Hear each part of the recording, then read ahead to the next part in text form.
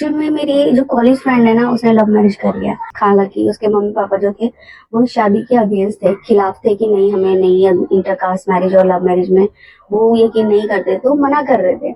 लेकिन उसने अपने मम्मी पापा के खिलाफ जाकर शादी करी।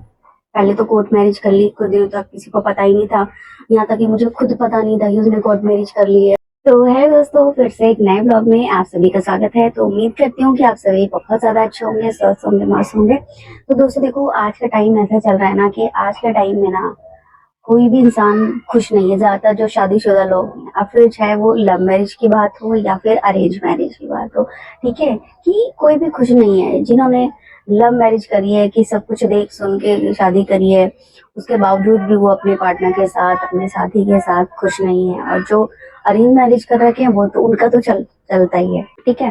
तो ऐसी बातें मैं क्यों करती हूँ? अगर आप लोगों ने मेरा कल का ब्लॉग देखा है तो उसमें आपने देखा होगा कि एक लड़की है जिसने लव मैरिज करी है, और लव मैरिज करने के बाद उसके घर में जो है ना अनबन चल रही थी, लड़ाई झगड़े हो रहे थे, और वो दो मंजिले, दो सेकंड फ्लोर से ना, मतलब दो मंजिल से नीचे कूदती है। अब बताओ, मतलब लड़ाई झगड़े ना हर रिश्ते में होते हैं। देखो, अरेंज मैरिज का तो समझ आता है कि अरेंज मैरिज में ऐसा होता है कि वहाँ पे भरोसे से शादी की जाती है, ठीक है, कि किसी जो बीच का इंसान होता है जो शादी करता है उसके ट्रस्ट पे लोग शादी करते हैं। हाँ, वो बात अलग होती है कि अरेंज मैरिज में लड़का लड़की एक दूसरे से बात कर ले, वो बात की बात होती है।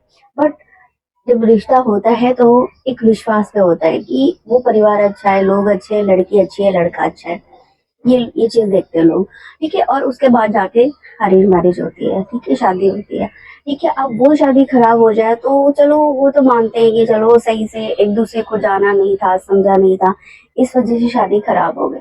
लेकिन जहाँ लव मैरिज की बात आती है, तो लव मैरिज करने के बाद भी लोगों की शादियां टूट जाती हैं कि इतना लोग एक दूसरे को समझते हैं, जानते हैं, कई कई साल लगा देते हैं। कुछ लोग लव मैरिज 5 साल 6 साल, मतलब काफी लंबा टाइम लेकर लव मैरिज करते हैं। उसके बाद भी शादी के बाद जो है ना, उनकी जो जिंदगी सही नहीं चल रही होती है, वो अपनी शादी से परेशान होते हैं, एक दूसरे को कोसते हैं कि यार क्यों कर ली शादी, काश नहीं की होती, ठीक है। तो अरेंज मैरिज वाले जो है ना अपने पेरेंट्स को कोसते हैं कि तुम्हारी वजह से कर ली, और लव मैरिज वाले ऐसे होते हैं वो खुद को कोसते हैं, किसको ब्लेम करें, मर्जी तो उन्हीं की थी, ठीक है।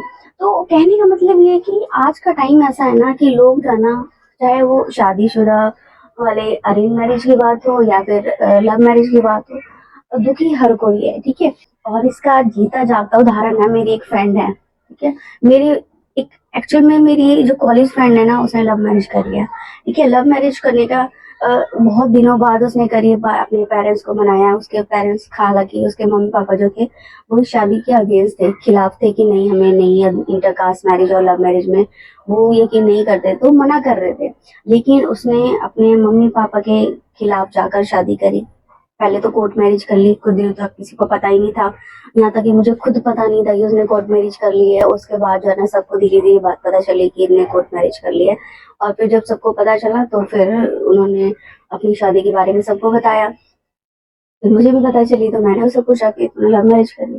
तो कुछ टाइम के लिए तो उनकी जो शादीशुदा जिंदगी बहुत अच्छी चल रही थी, ठीक है, बहुत अच्छी चल रही थी। वो, मैं उसमें फोन पे बात करती थी तो मुझे बताती थी कि हाँ सब ठीक ठाक है, अच्छा है, ठीक है। लेकिन उसके बाद जो है ना धीरे धीरे जो है ना दिक्कतें शुरू हो गई कि वो ऐसा बोलती कि वो हमेशा कंट्रोल करने के मूड में रहता है, हमेशा कंट्रोल करता है, ये चीज होती है, ठीक है। अब मैं ऐसा नहीं कह रही कि उस लड़के की ही गलती होगी, हो सकता है कि इसकी भी गलती, मेरी फ्रेंड की भी गलती हो, क्योंकि ताली एक हाथ से नहीं बजती है, ठीक है। दोनों में से कुछ ना कुछ कमी होती है और तब जाके कोई बात होती है, ठीक है।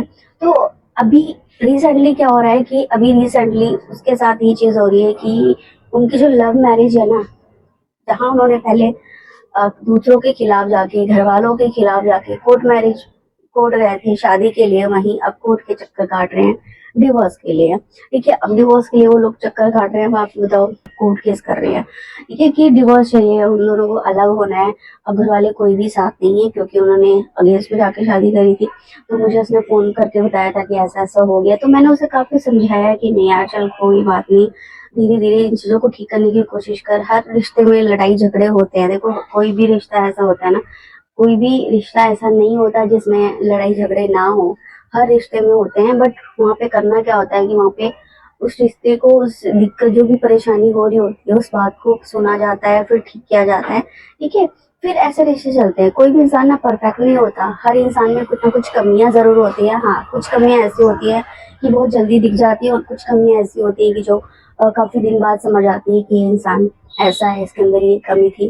ठीक है, तो मैं तो उसको यही समझा रही हूँ कि डिवोर्स मत ले। ठीक है, क्या पता जब तू दूसरी शादी करे तो हो सकता है कि दूसरा वाला हस्बैंड भी वैसा ही हो।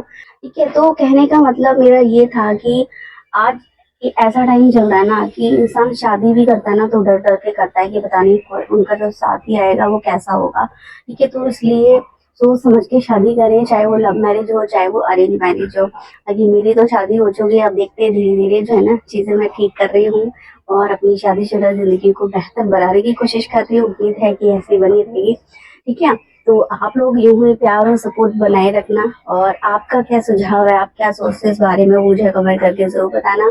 तो आज का ब्लॉग यही खत्म करते हैं, मिलते हैं नेक्स्ट ब्लॉग में, तब तक के लिए